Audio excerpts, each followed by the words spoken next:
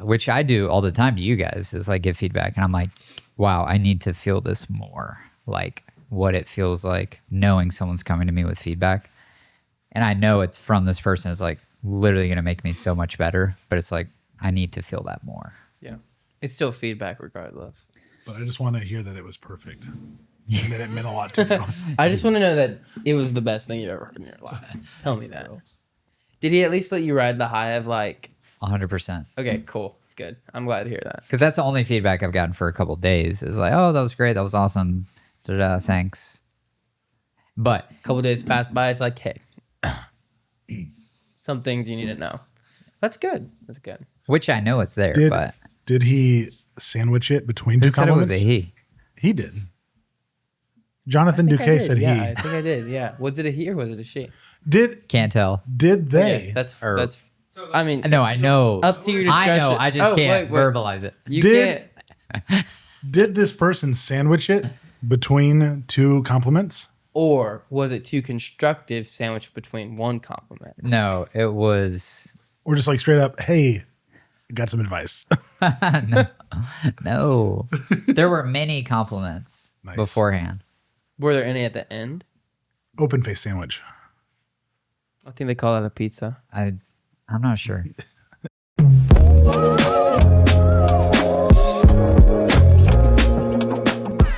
Hey guys, welcome back to the Yay podcast, where we converse about the ins and outs of creating hospitable experiences in the community we live in and the cafe we work in. Today we are joined with the roaster from Mythos Coffee, Sam Hayes. Whoop, whoop, whoop. What up? How you doing, Sam? I'm doing well. Thanks for having me, guys. You're welcome. Anytime. Yes. How's your day been? That's a good day. Good. Honored to be here. Hey. Hey. That was great timing. That was perfect timing. We are also joined with Andrew Mathis. Did I pronounce that right? Yes, sir. Yes, Come, sir. come say hello to our viewers. They're all right there. They're looking good. They're looking good. Right? How's it going? Good to see. He's a natural. There we go. Wow. I love the headband. I appreciate that. Honored. Getting my face, the flow.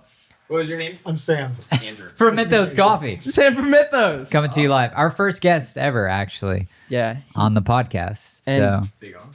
here we go. Maybe Allegedly. the biggest podcast Allegedly. guest. It is a big honor, huh?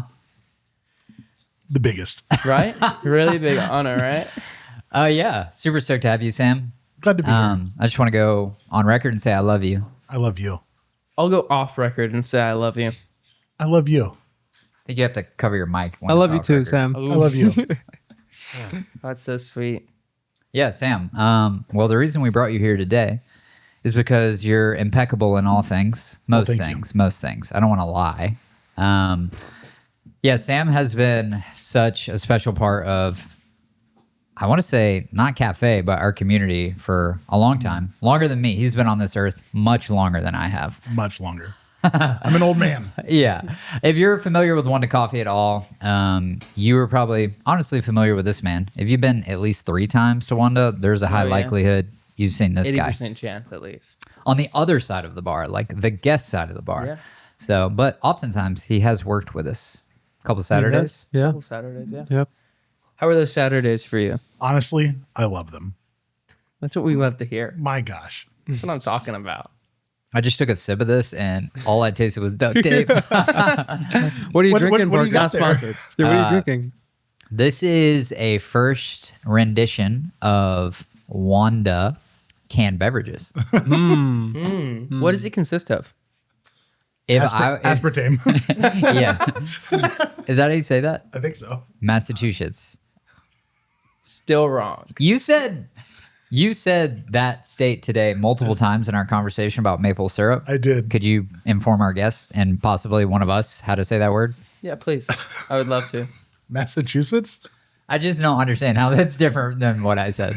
I think the ending's very different. All right, fire it, chef. I can't do this. Do it. This is too much pressure. Massachusetts. Tony, Is stop it- acting like you're doing stuff. Say the word. Massachusetts. Is this a state that's hard to pronounce? Allegedly. I thought Florida was really hard to pronounce for a long time. You just Flo Florida? Rida. You How just did you said Flo say it? Rida. I said Florida. Florida. Florida. That's crazy. Florida. Hey, how do you say orange? Orange? Are you sure? How do you say It orange? doesn't start with an A. Newsflash, I was born in Mississippi. I don't like to accept or own that, but it does run through my blood thick enough to say orange. Orange. It's like, how do you spell that, please? Orange. Wrong. I was so nervous that I was going to get it wrong. Did I actually get it wrong? It makes that I don't banana knock knock joke way easier to tell if you're from Mississippi. Oh man. Go on. Go I'm on. not doing this. I don't know it. Sam, what great state are you from? I'm from the great state of Nevada. Ooh, can you spell that for us? That's so disappointing. Really? Nevada? No, please. It's not Nevada? If Are you you're insane? if you're No. not if you're not from Nevada, it's not uncommon to hear Nevada. Okay. But if you're It's from Nevada. Nevada, it's Nevada. Nevada. I'm so confident in that too. That's wild. Where are you from, Tony? I'm from Alabama. Don't lie. Yeah, that's where I'm but from. where are you from? Alabama. Well, Allah. Central. Bama. Central. Alabama. LaGrange. Bama. Where's the actual city? What city are you in- claiming? Oh. Is it Alexander City? Yeah. Alex I City? don't know. Because it depends on who you are. Is what I tell you. Okay, tell me. Where city are you from? Lake Martin. Oh, That's such a lie. okay. Thank you. Wow. Yeah, you're welcome. I know where Lake Martin is. 'Cause I vacation there. Just kidding. Vacation or you have vacation? When we open multiple locations. Oh. I heard That's number 4. Apalachicola. Speaking of which, cool. Sam, what the heck do you do for money? I roast coffee. And people usually pay me for it. Usually. You want to talk about that? No. All right, cool. Yeah, but genuinely though, that we did an intro. That was an intro, by the way. It's an amazing intro. Now we get to the meat of things. What you came here for. Yeah, exactly. So those of you who have scrolled to this segment, thank you for joining us. Yeah, we got Sam. And Sam allegedly is from Nevada, but he spent... Why am I telling this story? Sam. Where are you from? What Yeah. are you doing? Who are you? I'm from Nevada, and I roast coffee. How long my did dad how long was did in you the Air live in Force. Nevada? Wow, 8 months.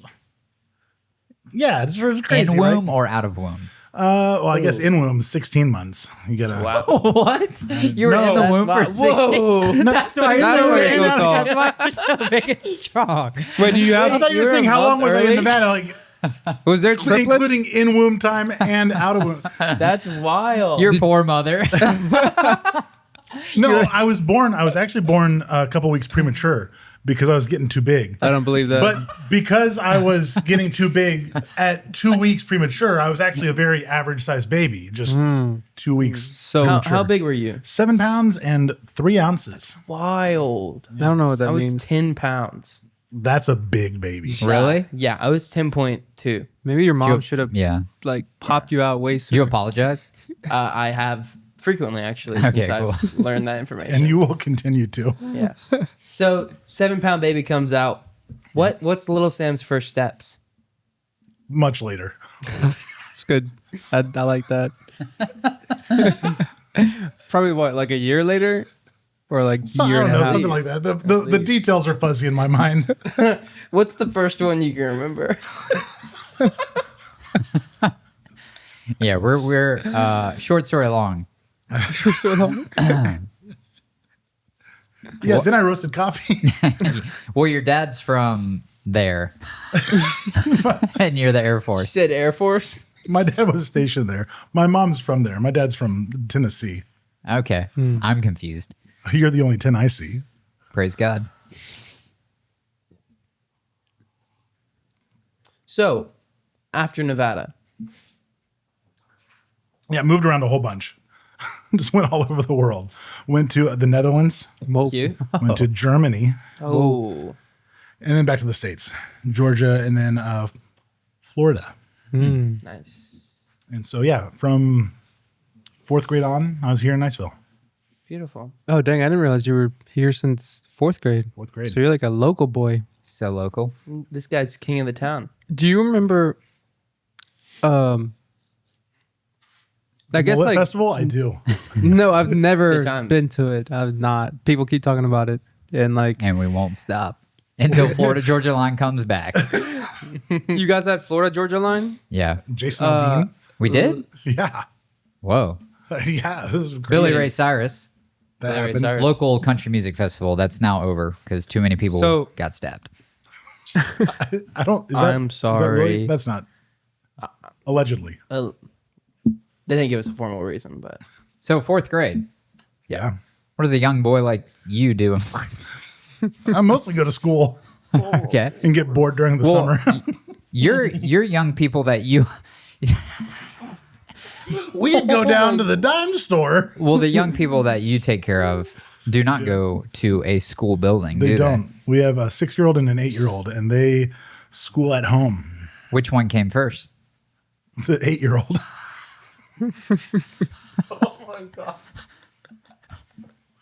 All right. I'm getting lightheaded. I'm gonna pass out. It's so hot in do you here. need water? No, I'm good.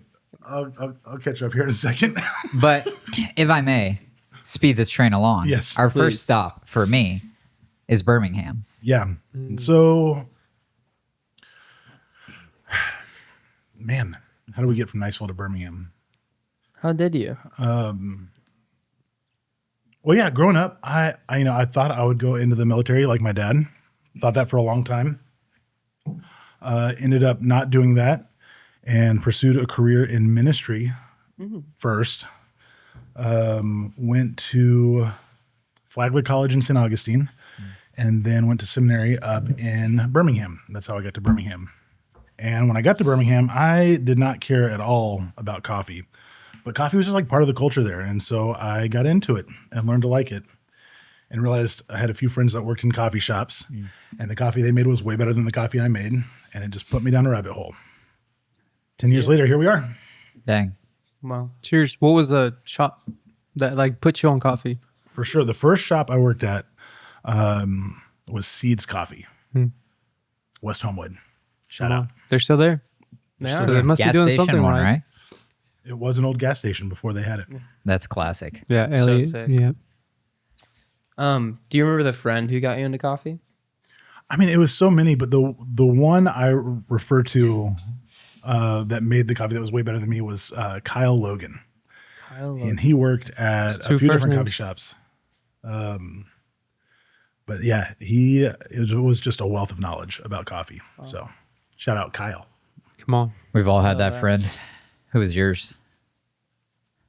James Hoffman. James Hoffman. In my bedroom We were alone hanging at out night. one day. Oh, shoot. I actually have a good name. This guy, when I lived in Australia, he was like, oh, if you don't like coffee, you need to get a dirty chai latte. Sick name. You ready? Wolfgang. First name. Oh, Amadeus? No, Wolfgang Glenn. Yeah. It's like It's a strong high, name. and That's then why you I just only said the first name. Yeah, and then okay. you had to do the whole Amadeus Yeah, you thing. kidding Or me? whatever Amadeus that Wolfgang. was. Yeah. Uh, Wolf. You called him Wolf, though. Wolf. That's crazy. I love that. He got me in the door. That's sick. That is sick. Sick. No, I guess. Yeah. James Hoffman in my bedroom alone at night. You're not gonna say Parker White? No, I guess these folks in front of me, yeah. It's crazy, bro. Parker White. Tony, can't remember his last name. But shout out Parker. Blanco. Yeah. So many layers. Seeds is still rocking. They are. They're doing Yeah. great stuff. Still haven't been, but this is like my Elliot. Well, that's because, Seeds is like, they're that vintage specialty coffee shop that actually is still solid. Yeah. I feel like you normally have that 10 years ago shop in your mind and you're like, those were the days. Yep. And that's us right now. We're in the days though. So that's kind of sick. I mean, we have a podcast. That's how we'll be dated in the future. It's been like, remember when you remember when those remember guys they used had to a make a podcast? podcast? They were really That's on something. that was crazy. sick. Sheesh. Yeah, that's cool though. Seeds, love them. How long did you work at Seeds before moving on? Ooh, I was like just over a year.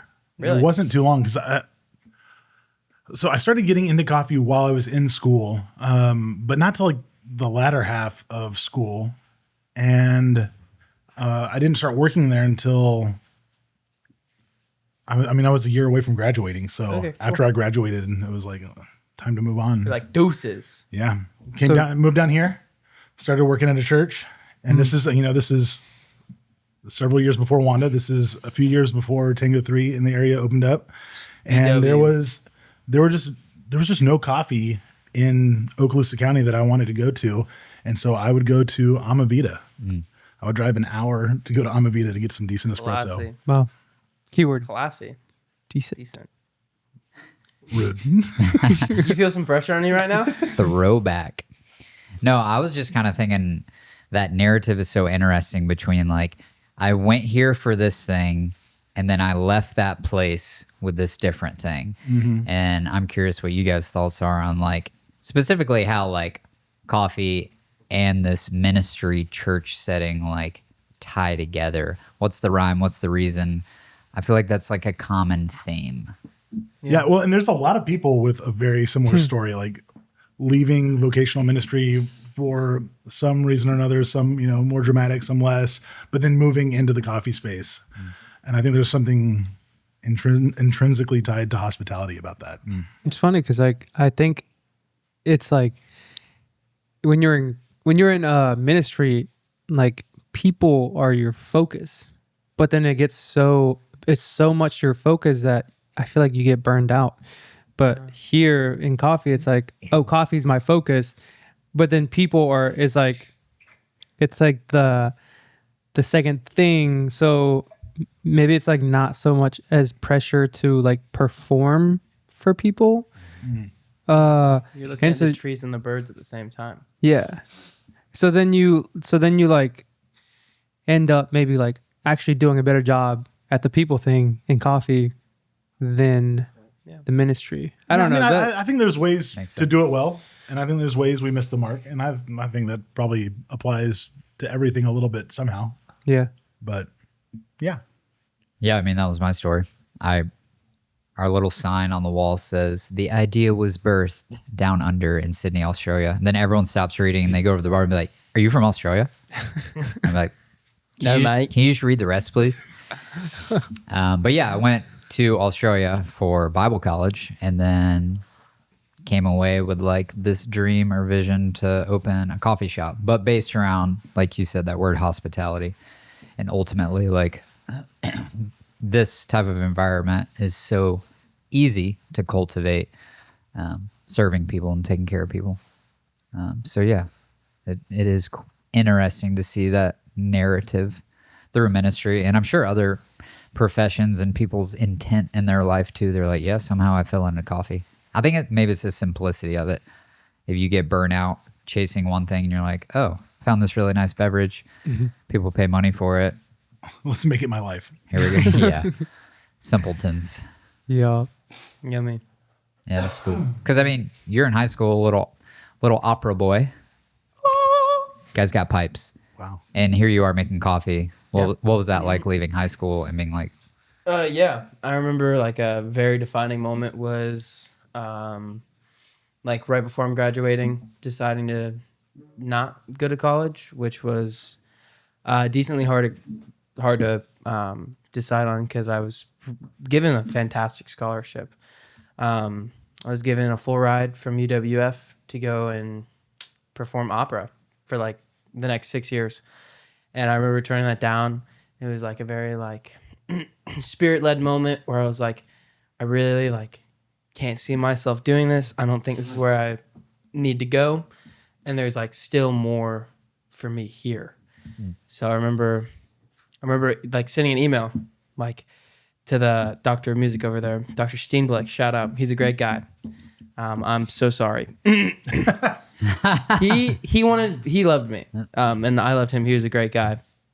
But I remember sending the email and I was like, hey, unfortunately, like I've decided to go a different direction. Thank you so much for the offer. I wish you the best. Like love, peace and love. And then I remember like the next 6 months, it was just me going down this rabbit hole of like meeting Tony, becoming better friends with him, as well as Parker, meeting Sam at the bar at Wondah. And then just like going down this coffee rabbit hole, eventually leading to like the ultimate demise of like, shoot, maybe this is it. And then, yeah, got the offer, started, and it's like you see new perspective a lot. Like you see, how Tony thinks about one thing, how Parker thinks about another, and how you yourself can like shape your vision, community, and like you really do kind of become a melting pot of idea. It's beautiful. Yeah, to pull back the curtain real quick, I don't know if I ever told you this. It was like maybe your first week or second week. One of your former teachers, don't try and figure them out. They were passing through and they're like, man, that's so awesome. Jonathan is working here. Like, I'm really excited to see like what happens and then where he like ends up going to college. And as a college dropout, I had to stand up for my boy.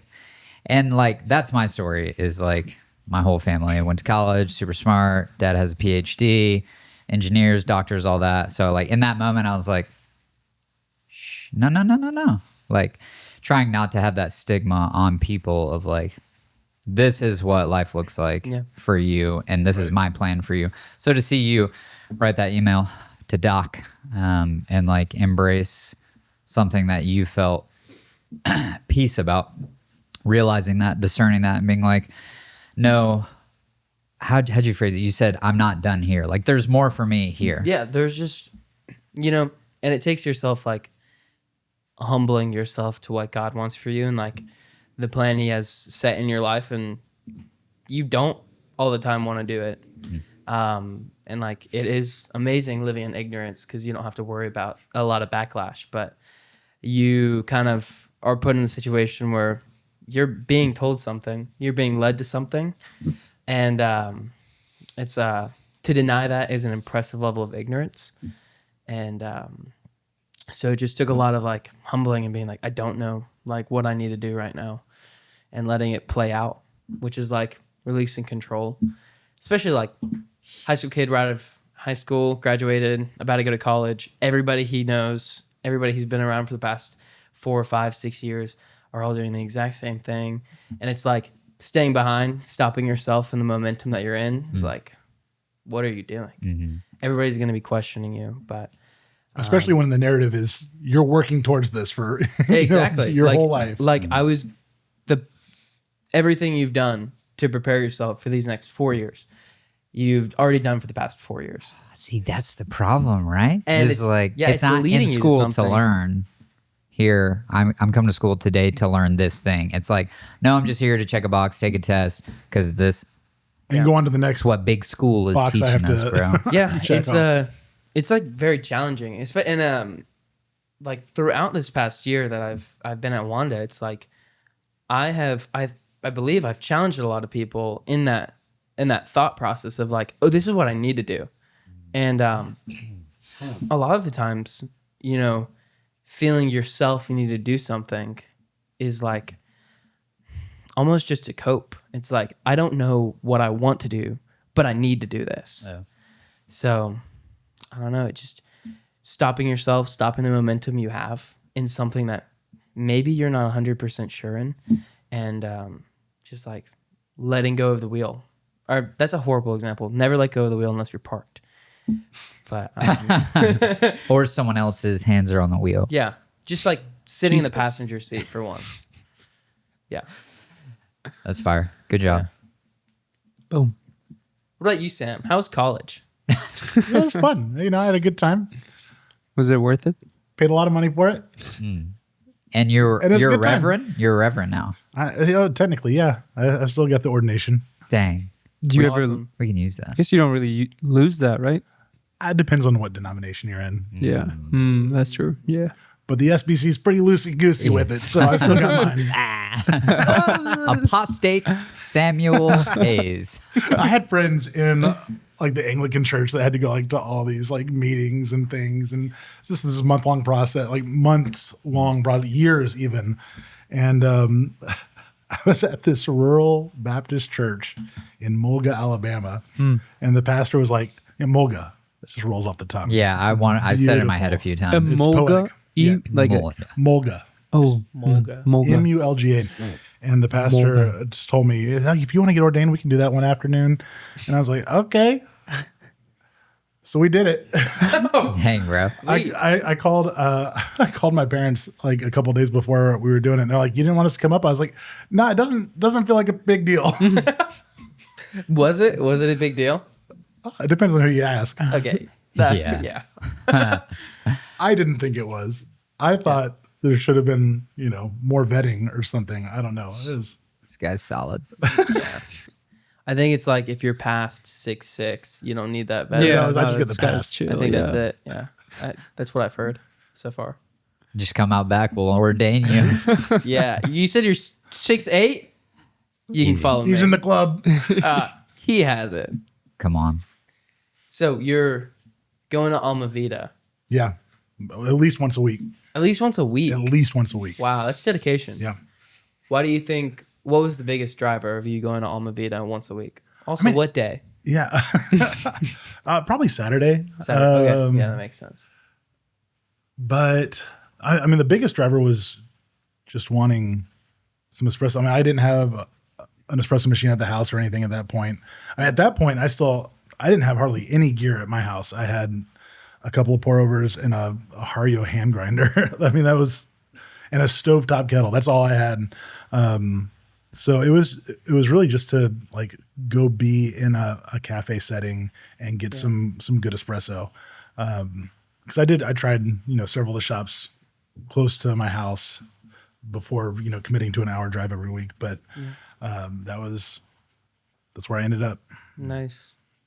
And that was the fun part. It was like being in this cafe culture and like talking to the baristas. And that's where I met like a lot of people that I still talk to today. Yeah. I know like you got your start, not your start, but you were at Alma Vita. Yeah. 3 years. That was. And so, I mean, Sounds I a feel fun like, 3 years. in a way, Alma Vita paved the way for specialty coffee in this area. for sure. So yeah, that's how I ended up there. Yeah. I feel like when you said 3 years, I feel like that's like people don't really stop to think about working somewhere for 3 years, especially a long like coffee time. setting. That's like pretty long. I think this is probably the longest place that I've worked at, like going on for 2 years, and that's like it's a pretty long time. Yeah. I mean, even a year is like, if you're working full time, that's a long time to be somewhere. Like, you've been in circulation, like everybody has seen your face, so it's like it's pretty sick. Yeah. What do you think is like the biggest? I don't want to say divide or difference, but like, and you can tell me how you feel like this, but between your job at the church and then the setting or ministry you could do in a coffee shop. Sure. So I think I'm trying to think how to phrase this without like Right. being mean about it. There's a lot of talk about like feeling called to ministry. And I'm sure at some point I said that. I definitely did feel led to pursue a career in, the church wall setting, like vocational ministry. I did feel that. I also, like, while I was working in a church, wanted coffee to be like part of my weekly routine. And so like I mentioned I had like my Hario hand grinder at the house. That's because my Baratza Encore was in my church office so that I could make better coffee for everyone I worked with and for people who came in to like talk about life. And so, I mean, that was important to me, like to have a place, to be the place where people could come and sit down and where life could happen and discussion could happen over a cup of coffee. Yeah. Because it really just, because it is hospitable in nature. Because that was the thing that really stuck out to me about working in a coffee shop, was seeing just how much life happens sitting around a table over a beverage. And so yeah, I was in this vocational setting for a while until, long story long, it was just apparent that we shouldn't be doing this anymore. Yeah. And so when we got out, the question was like, well, so what's next? And for me, the clear answer was, let's do coffee.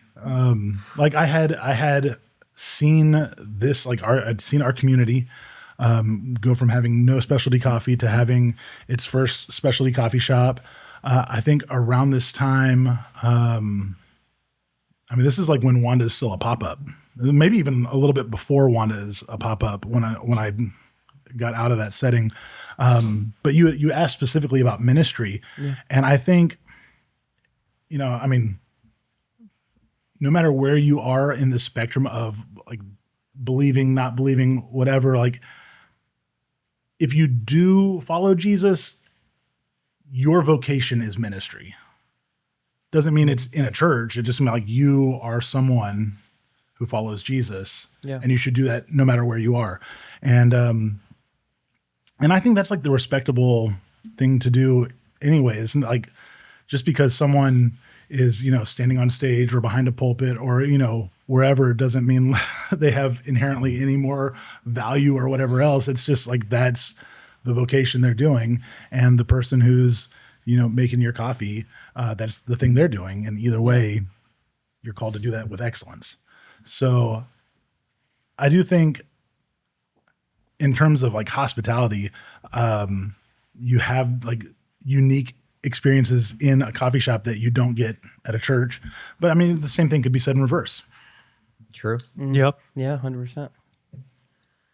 That was fire. Yeah, that was very fire. Thank you for sharing. That was awesome. So after you got out, what was You the next got out. steps? It's like prison. I did get out. I did get After out. you got out. Prison break. After you left the church. See, that Try didn't sound again. any better. Try again. Might have sounded worse. After you were removed. No. After you Too soon? conceived the idea of pursuing other things, Yeah. what were the next steps?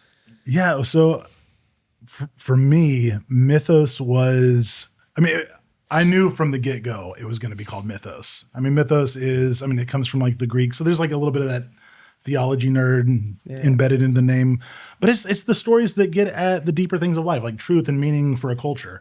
And one of my favorite quotes from C.S. Lewis is talking about how the Christian myth is a myth, but that doesn't mean it's not true. It's just like, it's the story that gives us direction and meaning. And so I think every coffee has like this great story that's worth celebrating, that starts in a farm halfway around the world and goes through the hands of farmers and producers and processors and exporters and importers and roasters and finally makes it to your hand. And I think that's like a really cool, legendary story. That is. So, but the first thing we had to think about was, if we're doing coffee, are we doing some sort of roasting or some sort of cafe? Yeah. And I quickly, or some hybrid combination of both, where like we're roasting for our own cafe.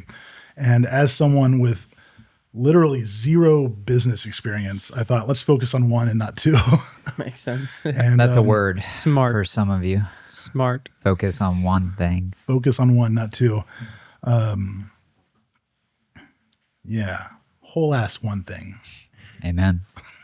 Amen. So you chose roasting. I was about to So- say, you You which just one did flip a you coin? choose? You flip a coin, or why'd you land? So we landed on roasting mainly because there are a lot of coffee shops in our area, but there are not a lot of specialty coffee shops in our area. And so my heart and my desire was to be,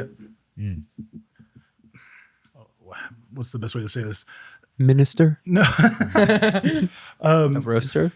To be a resource for shops and not a competition, like to be a resource for them and not competition with them. Ooh. So that was my heart, was to kind of be a force that could have a hand in multiple spaces instead of like my own little spot. Yeah. So speaking of this concept of like supporting the community, we obviously, even in our intro line here, we talk about hospitality a lot. I'm curious what it looks like from a roaster's perspective to take this word of hospitality, because it's so often seen as like during service or there's people everywhere, but what does it look Right. like for a roaster to be hospitable? Right. Well, from my experience, like I have a clear answer in my head of like what that has looked like for Mythos, but I also can't help but think, depending on the scale of your roastery, it could be so different. Like way before I was roasting, I remember I worked at a shop that served Onyx coffee, And I remember just watching their brew videos and thinking, whoa, that is so helpful. Alika. Yep. And just seeing like how easy they make it for you to take what they're doing and give it in its best representation and share it with people. And I thought that was like really cool. And I mean, obviously Onyx is this very big roaster. But for Mythos, what that's looked like is like just going around and doing cuppings with shops. That's like one of the things that surprised me when I got into it, because I really did think, man, I'm just going to kind of be secluded off in the roastery, kind of doing my thing and just like trying to make cold calls or whatever else. But there's been a lot more face-to-face interaction when I get to go like just do a cupping with people and make it again just that shared experience where now life is happening together over this beverage. Yeah. And that's been a lot of fun. What's the what do you see as the biggest like challenge being an independent roaster and still and still trying to like be hospitable? For sure. Specifically with hospitality, it's so surreal. I'm just being this kid from Florida and sending coffee to like shops in New York City or in Knoxville or in Birmingham. And like it doesn't feel real sometimes, but the challenge there is like, I can't just go do a cupping with those people. So it's trying to cultivate relationships, primarily online, primarily through social media that don't just sound like I'm just trying to sell coffee. That's probably the biggest challenge. Yeah, I think you were talking about like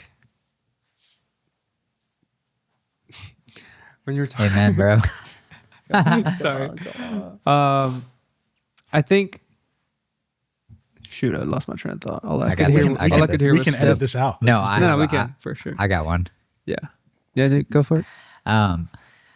I said this today to someone, and I've said it multiple times. I don't know if I've said it to you. It sounds like a backhanded compliment, but when I talk about Mythos to people, I'm like, Sam in 10 years will be one of the greats. And sometimes when people hear that immediately, they're like, oh, that means he's not one of the greats now. And I'm like, yeah, no, the company just began. Right. But I know very well, because of all the coffee we buy, there are people trying to send us samples left, right. There's micro roasters, just like there are micro breweries everywhere. One of the benefits of COVID maybe is like business for people became like simple, like, oh, I'm going to start something. I'm going to do my own thing. But what I do not say of really many people at all, no one really coming to mind roasting wise, is like your single-minded focus to roasting and relationships over the span of 10 years, like it's just like you will reap what you sow. Sure. And that's why, I mean, you see people spreading thin with like, I'm going to roast, I'm going to do this, or I'm going to try that, I'm going to try and be this person. But I mean, yeah, I just see like the slow trajectory you're aiming for is like, that's how people end up having mega roasteries and all those things. So, Well, thank you. yeah, I mean, that's kind of out of left field, but I even said that today. I was like, yes, Sam has the long-term plan. Thank you. Yeah, Yeah, and it is true. Like, because we talked about it earlier a little bit, but even when I was getting started with Mythos, it was like the part-time thing with the intention of it being the full-time thing. But it really is hard to balance two things, two careers. Yeah. And so when we made the jump to doing this full-time last year at the beginning of 2025, like that's when it just clicked. It was like, oh, I mean, there was more time behind the roaster. There was more time to make connections and to network, and like everything really got bigger faster after that. I do you- love that. What do you think is the next step to like? Obviously, it's just you right now, right? Yeah. Like one-man show. Yep. What do you think? Because a lot of people see like companies like you, or they see like big companies, but they rarely see the in between, like the Right. work of like, Right. oh, how did this person get to here? Sure. They see A and C, but they don't Sure. see like B. Sure. So what do you think it's like be for you? Like, Yeah. Well, our what would next that big be? project is to build a roasting facility from the ground up. So that's, and like, again, as someone who doesn't have like a business background, this is something like we're kind of going into blind, which is really intimidating and scary, but we know that's the next step. Yeah. So yeah, Yeah. we started on a little 1 kilo roaster, Mill City, diehard fan, always will be. Upgraded a year and a half ago to a 3 kilo, and now we're looking at a 20. Thanks. Wow. So one batch of coffee Yeah. roasted in your 3 kilo machine. How many pounds of coffee is coming out of that one batch? About 5.5. If Five I'm and a doing a half. full One- batch. Yeah. It's like one bag. For That's like one one- 5-pound bag Yeah. every 10 minutes. what do the people not know about roasting that you want them to know? Oh man. That's a good one. Okay, so this is a small thing, but when I tell people I roast coffee, they go, "Oh, it must smell so good." And I'm like, kind of smells like a barn. Like green coffee just kind of smells like hay, and then about halfway through, it starts smelling kind of like bread, a little bit like a bakery, and then finally at the end, it kind of smells like coffee, and then it's hay again, just like that. That is a good So point. don't be envious of the smell. Good. You Can just you got make to a come candle? at the right time. Even here at Now, the when you get into those co-ferments, Ooh, it smells like fruit salad. It's crazy. Like the raw, the green. Yeah. Yeah. or green. soup, Yeah. fruit soup. little fruit soup. fruit salad. I will say, even here, like I think on Fridays when we clean, and then like it like will smell like Clorox, and then you get to smell the coffee again, like you've like purged that like Yeah. you've purged the smell out of your nose, and then Right. you're like, oh, it smells really good in here. It smells like a coffee shop because like we get so blinded Yep. of from the smell, and like we don't enjoy that smell like first timers do when they come in here. Yeah. That was like the other day. I was brewing a batch of this. It's called New School. It's like a dragon fruit co-ferment and a washed Ethiopian. And I was like, I've already grinded it. I smelled it. It was brewing. Parker walks in as it finished up brewing, and he goes, Like at the door. Yeah. dragon fruit. And I go, just- oh, yeah, I guess. Like you become so blind to it the second you like smell it for more than like 2 minutes, 3 minutes. What else? I even talking about the phases, like, so, for those who don't know, you got this raw product in your hand, you drop it in the roaster. What do those next 10 to 15 minutes look like? Sure. So you drop in this very dense raw coffee bean into a very hot environment. So it immediately starts heating up. The first thing it's going to do is lose all of its moisture. When it loses the moisture, it goes from that green color to yellow. That's like the first like benchmark you look for in roasting coffee is that green to yellow. That's the indication that the first phase of roasting is over. How long does that take typically? Oh, I mean, every coffee is a little different, but for most of our coffees, happens between 4 minutes and 30 seconds to 5 minutes and 20 seconds, somewhere in that. Wow. And that first phase of the roasting, as a loose rule, should be about 50% of your roast time. Okay. And then the next phase is the middle phase, the unnamed phase, or the Maillard phase. Ooh. That's the bread phase. That's where it starts to kind of smell like a bakery. Nice. And you get some nice, color on the beans. That could be anywhere from 20% of your total roast time to even 30% of your total roast time. And then the last phase is your development. And that's what it's traditionally been called, or at least for a while now. It's been called the development phase, which I feel like is kind of misleading because you're getting development through the whole roast. But that's what they call the third phase. And that's where you're getting like those nice caramelization. It affects the color of the coffee. It affects certainly the taste of the coffee. And you hit that transition at first crack. So this is when there's all this heat energy stored up in the bean is now going to like make its way out, and so the bean cracks. You can actually pick up a coffee bean and see where it cracked. If you have super dark roasted coffee, you can find a smaller, tinier cracks all over the bean too. That's from second crack. which is again that kind of energy buildup inside the bean has to make its way out somehow. And but even our darkest roast, we're dropping it just before second crack. Thank you. Nice. You're welcome. Sweet. Yeah, that's pretty fire. That's fun. I am curious, the technicality of roasting, like off the cuff, is there a certain origin or type or variety of coffee that you're like, all right, this is going to be a harder roast than the other? Ooh. Are they all roast that. the same? They definitely don't all roast the same, but what is the one that's like tricky to me? Because I've talked to other roasters that will say that about like anaerobic naturals.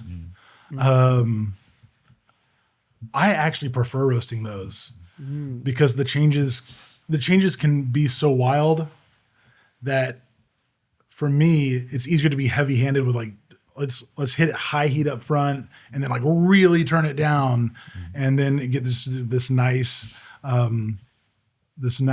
curve where it just evenly descends the whole way down. I like that. Yeah. But not a lot of people do. In the beginning, like Ethiopian coffees, specifically washed Ethiopian coffees, were my favorite. And I was really frustrated that I couldn't get one to roast really well. Like in the first 4 months or so of roasting, I was like kicking myself because I kept like ruining these batches of washed Ethiopian coffees. We finally got it. We got it. That's like got a dialed in. roaster's fastball. Like you got to have a nice fastball as a pitcher. You Yeah. got to have a nice wash Ethiopian Yeah. dialed in. Yeah. That's fair. So Well, that's cool. Even hearing like the intricacies that are happening on a roasting level. Honestly, very similar to brewing, and at least how we're trying to treat those coffees of like dialing them in, as they say in a coffee shop, and dealing with this temperature water or this amount of coffee and different amounts of pressure on the espresso machine, all these kinds of things. But as you said, even the origin story of Mythos of like, all right, you want to set out to tell the entire story of Right. coffee, like from a farmer's hands, right. all the way to the final cup in our guest hands. So I think it's powerful. It's like, we say here, it's more than coffee. And that's why you're sitting here, is because we've experienced that from you.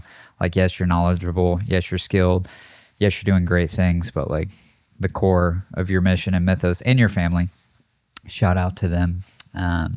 Yeah, you guys are special. And we're thankful for thanks. how you've poured into us as a team. But also, as I said at the beginning, most of you probably recognize him, and I'm sure he's impacted you guys just even sitting at our bar. So, yeah, we're super thankful to have you here and Super spending happy to be time with here. us. Yeah. Yeah. Yeah, What do you thank boys think? Sam. I have one last question. Hit me. What do you hope for Mythos? What is like the legacy you want Mythos to carry on? That's good. Tony, you hit me with the deep stuff here. That was the one. I was about to The say. legacy of Mythos. Man. I don't know. This is tough. After This the farmer puts up his hat and Dude, takes I can off the answer for you, overalls. bro. Answer it for me. It's Lucy, bro. Oof. It's Lucy's taking over the company, but as a side hustle, because she's so brilliant, she's gonna do her own thing, and then President She's right already there. got her own roasting Yeah. company. his kids are awesome. Him and his wife. Yeah, I mean, honestly, Mythos was started out of a love for coffee and a love for this community, but also it was started out of. I mean, it was started because we needed a way to put food on the table for our family. So I mean, like, that is in one sense the goal, but it's. Like, I'd also like to think Mythos is something that could do that for this community in a way, like to make specialty coffee more common in our community. Absolutely. Because again, like, I mean, 5 years ago, how many specialty shops were there in Okaloosa County? Like 5 years ago, I think there was one, Who knows? and now there's 3, 4. Yeah. So Yeah. if we could bump those numbers up, I would consider Mythos is doing its thing. Yeah. Baller. Which is cool because, like, truly a legacy, a healthy one, I would argue, is not that anyone specifically remembers Mythos, but to know Right. you've had an impact on all these other places that are raised up because of what you've done. Q hat ship. What is it? High tides ships. Rising tide lifts all ships. There you have it. Nice. Ooh, Sam from Mythos what Coffee. a word. Thank What you, a Sam. word. Cheers. Cheers, brother. Love you guys. We're excited for season 2. We're going to have a few more special guests on. So special. Yeah. Thank you for listening. Thank you for just being a part of our community and our cafe, putting bread on the table for us to eat. So we love you guys.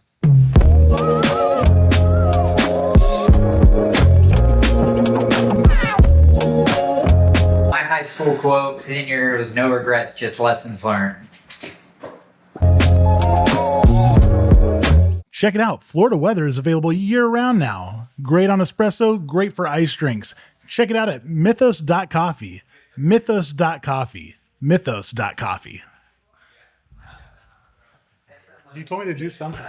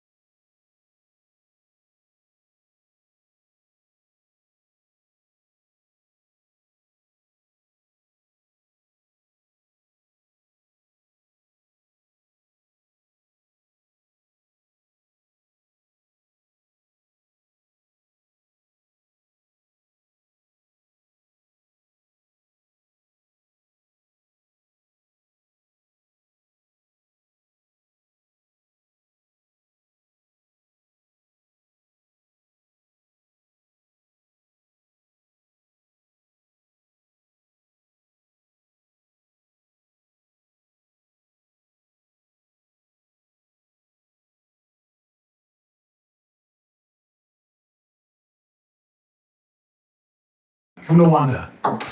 Yum yay. Yum yay.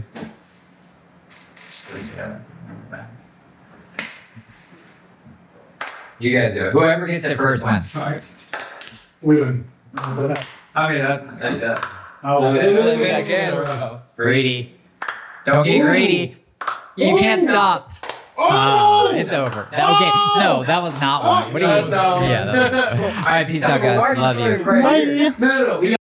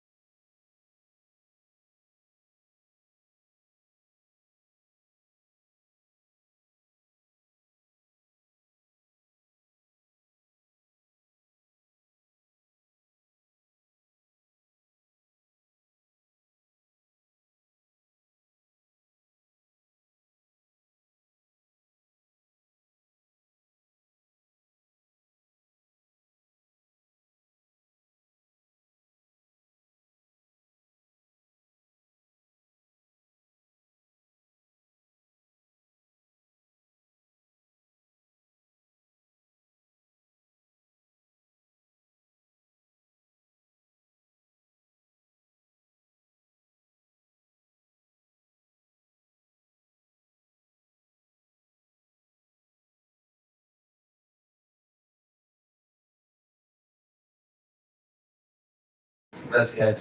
I've had arguments about this. Okay. Pizza being a sandwich? No. There's tacos, burritos. I had a pizza sandwich the other day, Let's go. ripping down my wrist. It was just a slice of pizza you rolled up, actually. Folded. I folded that, John. There are It's folded. Wait, what are you getting arguments there are about? salads, tacos, burritos, sandwiches. Salads. All there are. And of course, Tacos. miscellaneous like ingredients. Those don't count. So pizza is a taco. So, yeah, pizza's a taco. It would be an open-faced sandwich for sure. No. And No, Sandwich- there are no sandwich is two tacos, things there in are between. tostadas. Tacos are two things in between. Tony knows what I'm saying. I know what I'm saying. A taco is like Can we use this on the almost podcast, by the way? Can this be? Can this be is like a recorded. pre? This be a pre thing. Then we'll. Yeah, 100%. Burrito is something that's wrapped. So like beef Wellington, that's a burrito. Calzone. I don't know about that. Burrito. And so we're not necessarily saying these things are burritos. We're just saying That's the these category are they the fall category into. they fall into because the way they're formed. So Euro. like- Euro's a taco yeah, why wouldn't it be a burrito if it's because it has an open end. okay? Well, so does So- a burrito once so- you bite it. Well, yeah, but this is pre-consumption. This is also like high key blasphemy towards these like people. Like they heard you say this. No. It's appropriation, not It's blasphemy. exactly. Okay. So it's like your soup, the soup that you make, that's a salad. Soup is a salad. Soup is a salad, yeah, because it's ingredients mixed with the sauce. Hmm. No, Yeah, it's just the I mean, I general mean, you can have a salad category. without a dressing. And that's still a salad. Okay. So is a salad still a salad? So if it has no cereal dressing? That's so hard. Right Cereal is a soup, which makes it a salad. Correct. That's stupid. A plus B equals C. Thus A equals C. Yeah, yeah. Oh, like Easter that. Sunday coming up. I Syllogistic like that. logic I like that. coming at you.